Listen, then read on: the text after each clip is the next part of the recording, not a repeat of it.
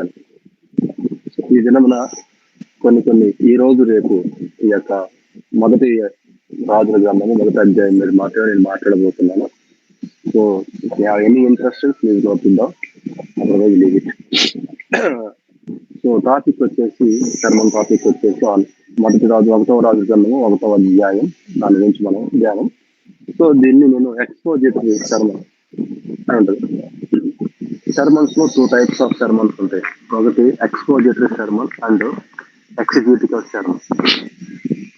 Expository sermon అంటే ఎలా ఉంటుందంటే టోటల్ గా అధ్యాయం మొత్తం దేని గురించి మాట్లాడుతుంది అనేది ఒక దాని గురించి. ఎగ్జిక్యూటివ్ సర్మన్ అనేది అంటే వర్స్ టు వర్స్, వచ్చిన తర్వాత వచ్చాం అనేది మాట్లాడడం జరుగుతుంది. So I want focus on expository sermon.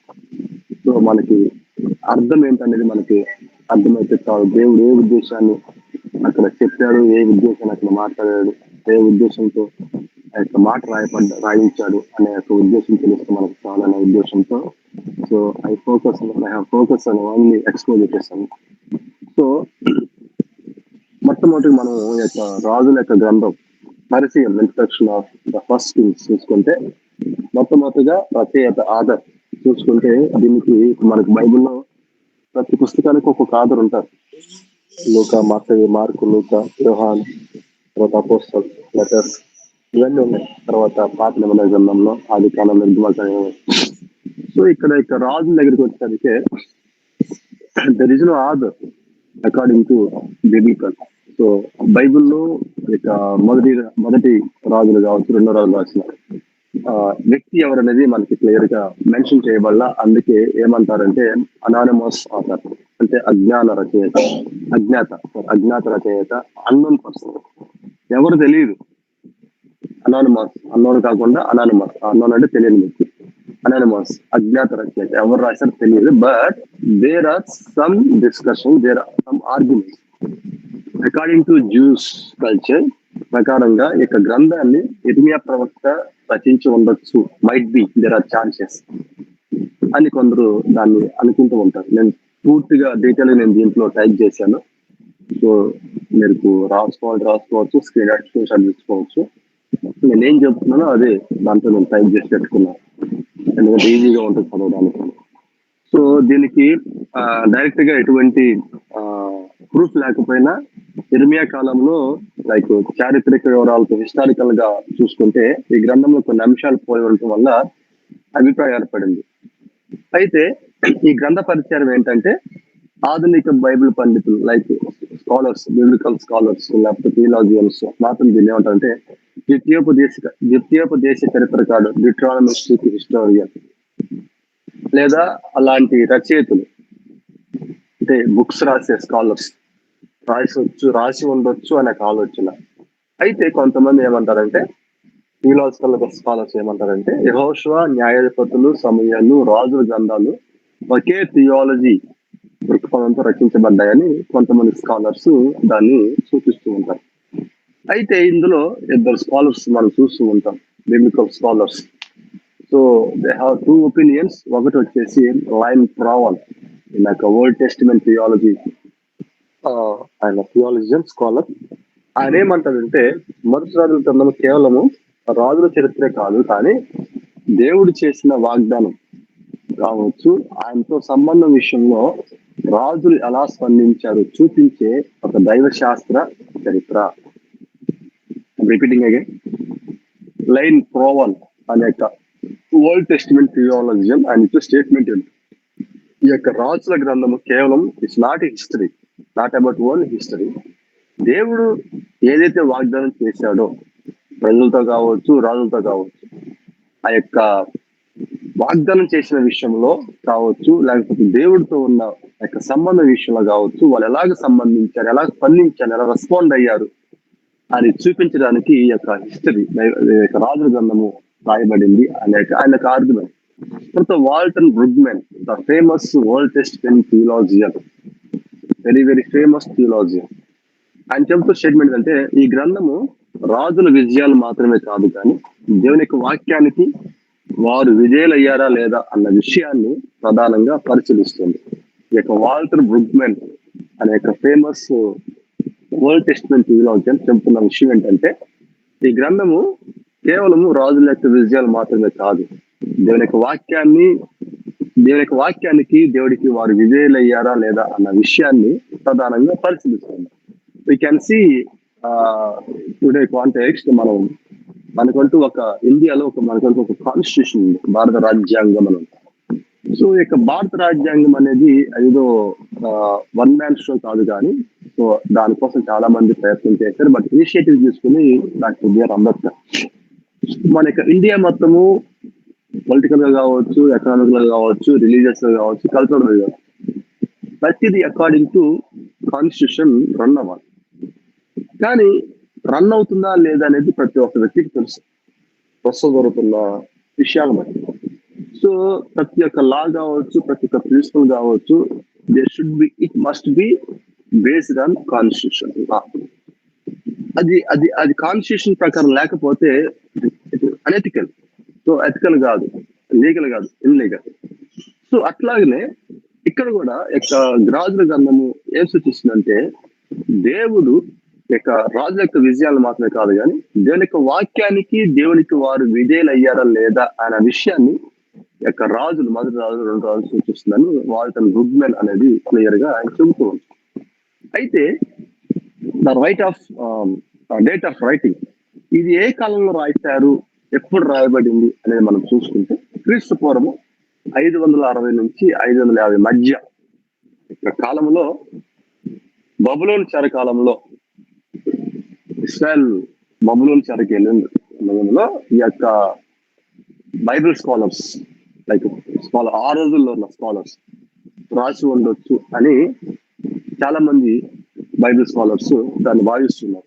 దీనికి ఏమి కారణాలు అంటే యెహోవా కీను అనే రాజు, రెండో రాజులు మనం 25-27 చూసుకుంటే, 25-30 చూసుకుంటే జరిగిన సంఘటనలు నమోదు చేయబడి, అయితే బబులోను చెర ముగిసిన విషయము ఇందులో లేదు.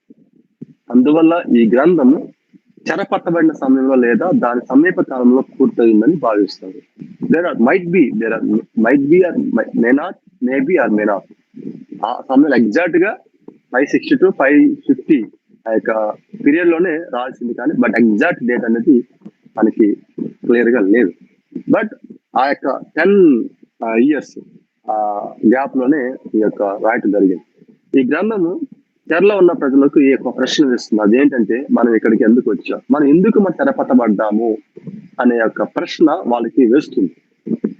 దానికి సమాధానం ఏమిటంటే దేవుడు చేసిన వాగ్దానము అతిక్రమించిన వల్ల, అంటే దేవుడు వారికి ఇచ్చిన వాగ్దానాన్ని వాళ్ళు అతిక్రమించిన వలన వాళ్ళు ఏం చేశారంటే బబులోనులో వాళ్ళు చెరపట్టబడ్డారు. సో దేవుడు మన జీవితాలు ఇచ్చిన ఆజ్ఞలు కావచ్చు, వాటిని మనము అతిక్రమించినప్పుడు ఏం చేస్తామంటే ఆటోమేటిక్ మనము పాపంలోనికి పడిపోతాము, లోకంలోనికి మనం పడిపోతాం. ది సేమ్ వై అక్కడ కూడా ఎందుకు ఇశ్రాయేలు ప్రజలు బబులోనులో చెరపట్టబడ్డారు అంటే దేవుడు వారికి చేసిన వాగ్దానం, లేకపోతే వాళ్ళు దేవుడు చేసిన వాగ్దానం వాళ్ళు మర్చిపోయారు. సో కాబట్టి అందుకు వాళ్ళు చెరపట్టబడ్డారు.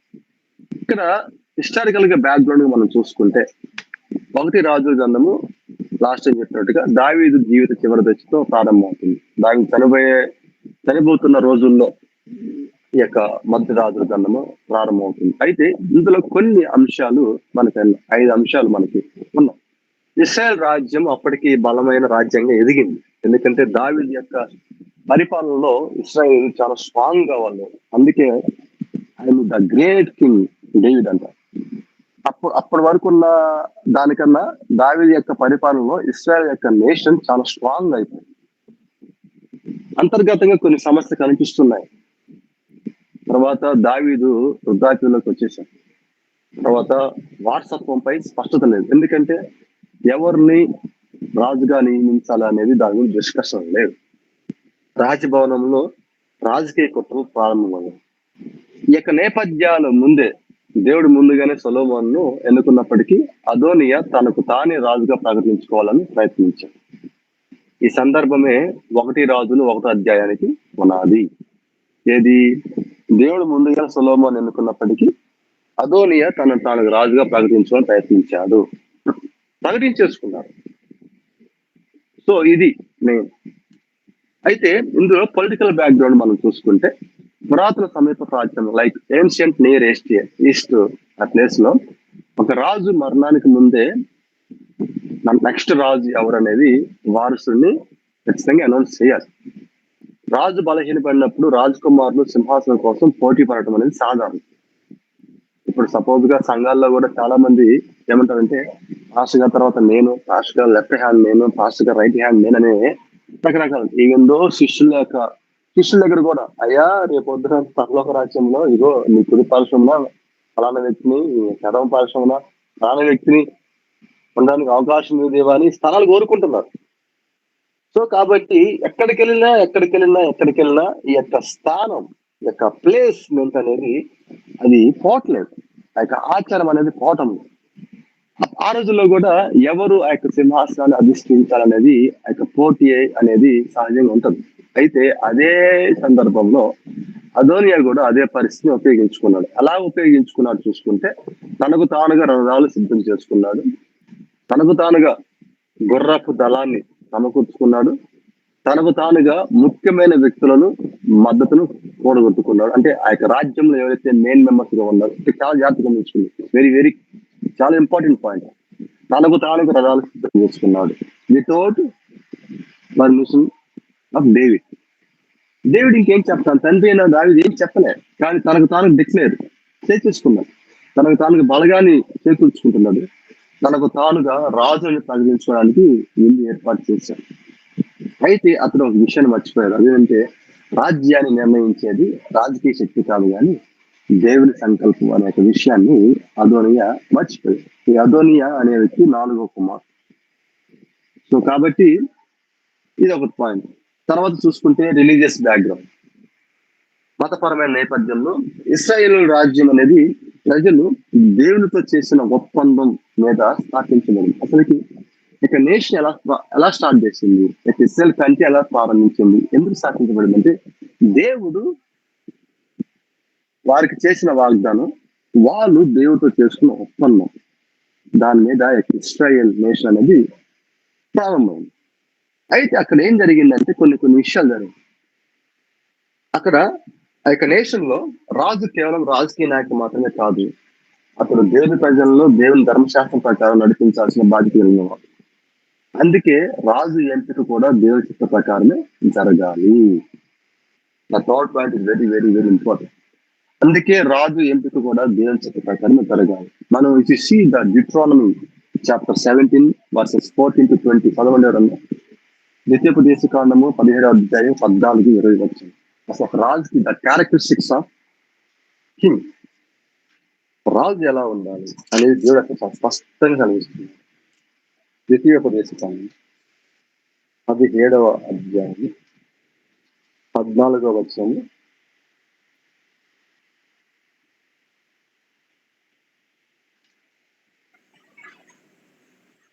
నీ దేవుడైన యెహోవా నీకిచ్చుచున్న దేశంలో నీవు ప్రవేశించి దాని స్వాధీనపరుచుకొని అందులో నివసించి నా చుట్టూనున్న సమస్త జనుల వలె నా మీద రాజును నియమించుకుందుననుకొనిన ఎడల నీ దేవుడైన యెహోవా ఏర్పరచు వాణ్ణి అవశ్యముగా నీ మీద రాజుగా నియమించుకొనవలెను.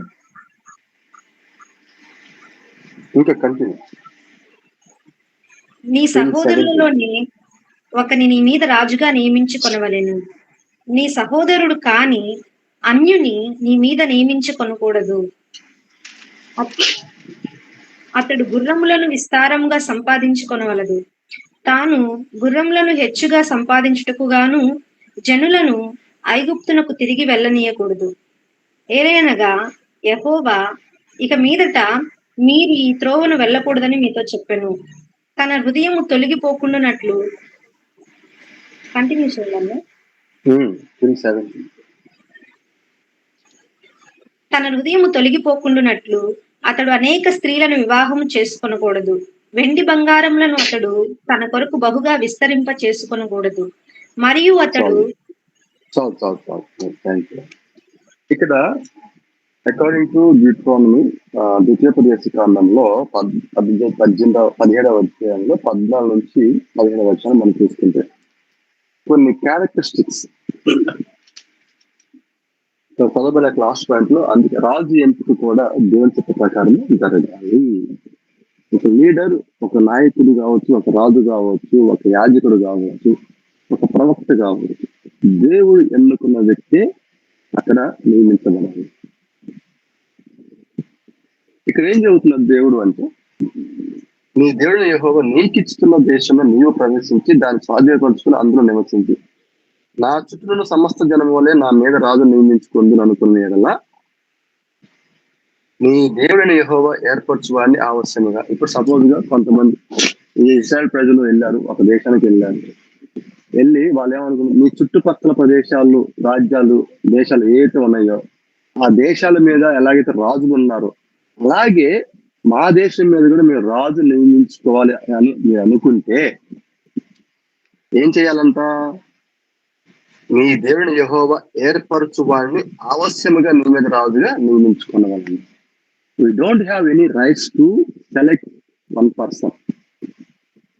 ఒక వ్యక్తిని నాయకుడిగా, ఒక వ్యక్తిని రాజుగా, ఒక వ్యక్తిని అధికారిగా, ఒక వ్యక్తిని ఒక ప్లేస్ కి, ఒక పొజిషన్ కి రిప్రజెంటేటివ్ గా ఎన్నుకునే బాధ్యత మనది కాదు. Belongs to God.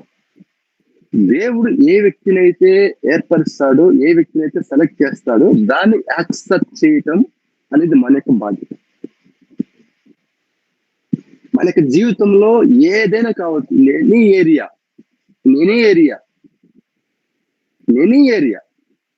నీ ఆఫీసులో కావచ్చు, నీ ఫ్యామిలీలో కావచ్చు, నీ ఎక్కడికి ఏ ఏరియాలో అయినా సరే దేవుడు ఒక వ్యక్తిని ఎన్నుకున్న వ్యక్తిని మాత్రమే మనం యాక్సెప్ట్ చేయగలగాలి.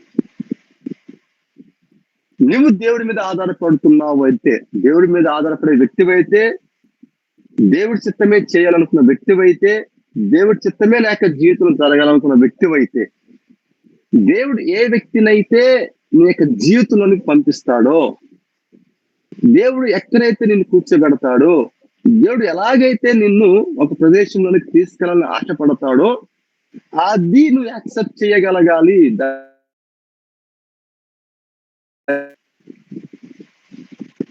ఫెయిత్ అనేది అదృశ్యమైన వాటిని చూడటం అనేది ఓకే, దట్ ఈస్ అది వేరే, ultimate. But we have courage that accept the will of God. మనం అనుకుని చేయటం కాదు, దేవుడు ఏమి చెప్పాడో, ఇది చెయ్యని చెప్పాడో అది యాక్సెప్ట్ చేయగలగాలి. మీ అందరికి రాజు కావాలి అనుకున్నట్లయితే, ఇదిగో నేను ఏ వ్యక్తినైతే రాజుగా మీరు నియమించుకోండి అని చెబుతానో ఆ వ్యక్తిని మీరు నియమించుకోవాలి. You do not have any rights to choose one person as your king, as your leader, as your something.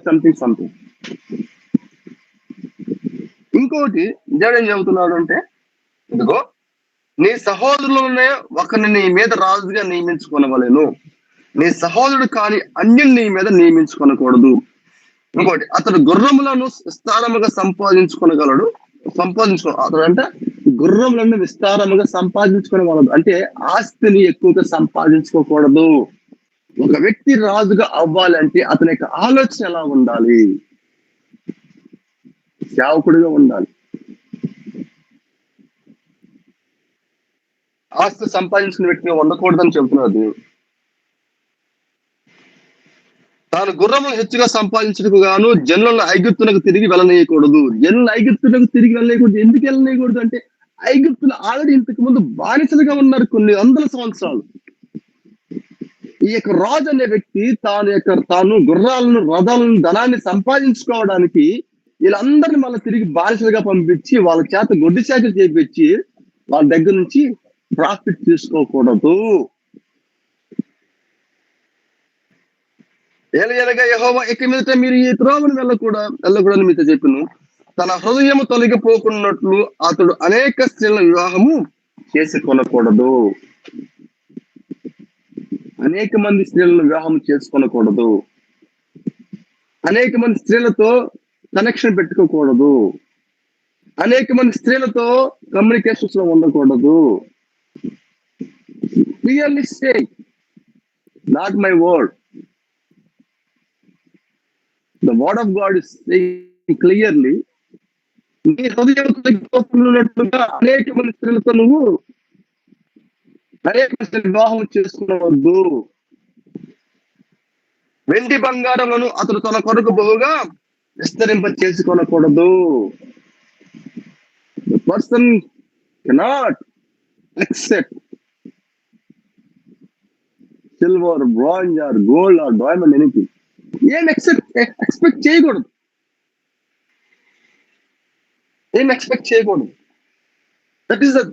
These are the characteristics of a king. Who wants to become a king? He or she must be follow these rules. అందుకే చెబుతున్నాడు దేవుడు.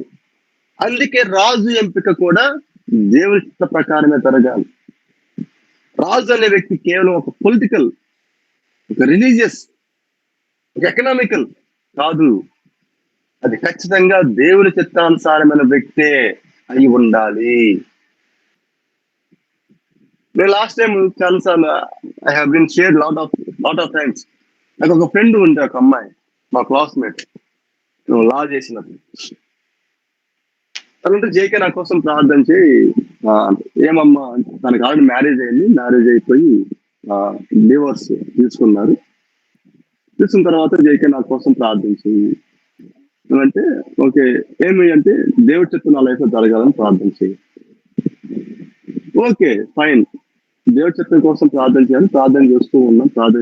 తర్వాత ఒక రోజు వచ్చేసి కొన్ని matches వస్తాయి. ఆ అబ్బాయి నల్లగున్నాడని, అబ్బాయి పొట్టిగా ఉన్నాడని, అబ్బాయికి మెల్లకున్నని, అబ్బాయి ఫిజికల్ హ్యాండిక్యాప్ అని, లేదా వంకలు పెట్టేసి నాకు ఈ అబ్బాయి నచ్చలేదు, నాకు ఆ అబ్బాయి నచ్చలేదు అని మాట్లాడుతూ ఉంది. నేను అన్నా, అది రియల్లీ వెయిటింగ్ ఫర్ నిజంగా దేవుడి చిత్తం కోసం చూస్తున్నావా, లేకపోతే నీకు సొంత డిజైర్స్ కోసం నువ్వు చూస్తున్నావా అంటే బాగా చెప్పింది.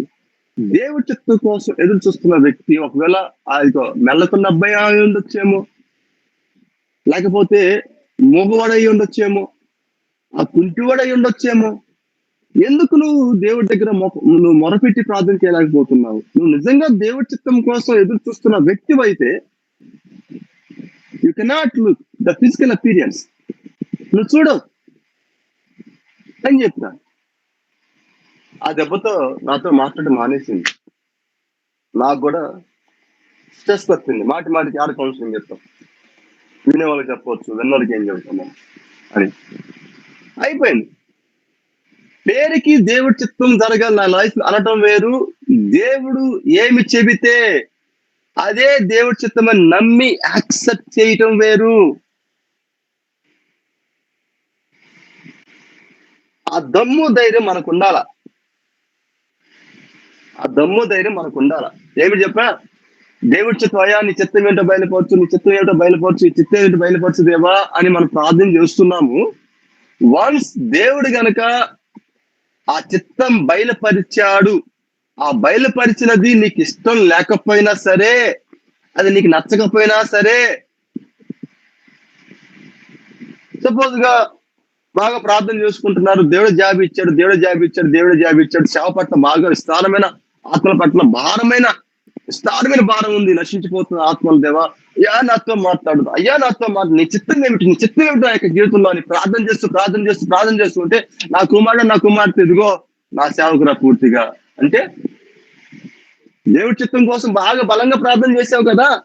ప్రార్థన చేసిన తర్వాత దేవుడు నీతో ప్రత్యక్షమైన నీతో మాట్లాడితే జాబు వదిలేసి పూర్తి సేవకు రావంటే అదిగో ఇది ఇక్కడ దమ్ము ధైర్యం కావాలా.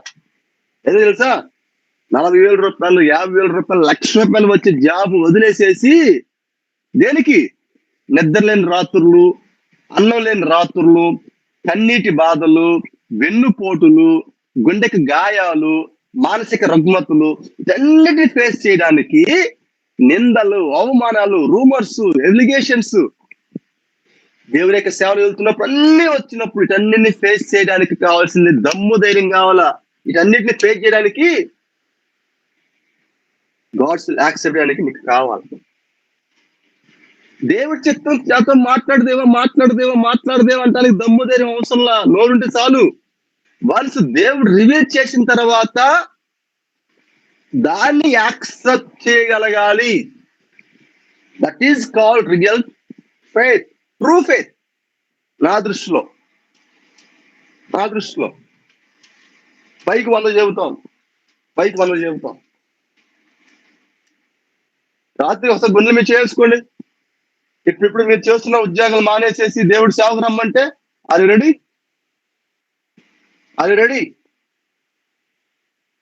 మీకున్న కంఫర్ట్ జోన్స్ మొత్తం వదిలేసేసి ట్రైబల్ ఏరియాలకి, లేకపోతే అరణ్య మార్గంలోకి వెళ్ళి, లేకపోతే కొండ ప్రాంతాలకు వెళ్ళిపోయి సువార్త ప్రకటించరా అని దేవుడు ప్రత్యక్షంగా నీతో మాట్లాడితే అది రెడీ.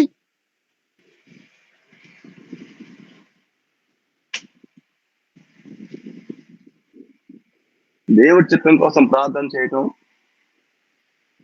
అది గొప్పతనం కాదు, కానీ దేవుడి చిత్తం ఏంటో తెలుసుకొని దానికోసం నిలబడటం, దాన్ని యాక్సెప్ట్ చేయటం, దాంట్లో నడవటం అనేది గొప్ప విషయం. ఇక్కడ అందుకే రాజు ఒక వ్యక్తి ఎన్నుకోవటము, ఒక వ్యక్తి మన లైఫ్ లోకి రావటము, ఒక వ్యక్తి ఒక ప్లేస్ లోకి రావటం, ఒక వ్యక్తి ఒక పొజిషన్ లో కూర్చోవటం అనేది it's all about God's will, not about your will. If you want fulfill your will, don't looking for God's will. ఈ సొంత నిర్ణయాన్ని, సొంత చిత్తాన్ని నిర్ణయించుకోవాలి, సొంత చిత్తాన్ని జరిగించుకోవాలనుకుంటే don't look for God's will, don't wait for God's will. In the name of God's will, we can do anything. But one day, we have to be accountable for all these things in front of the God.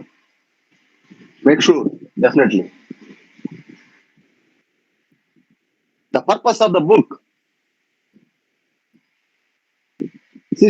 నేను ఎవరి ఉద్దేశం చెప్పట్లేదు.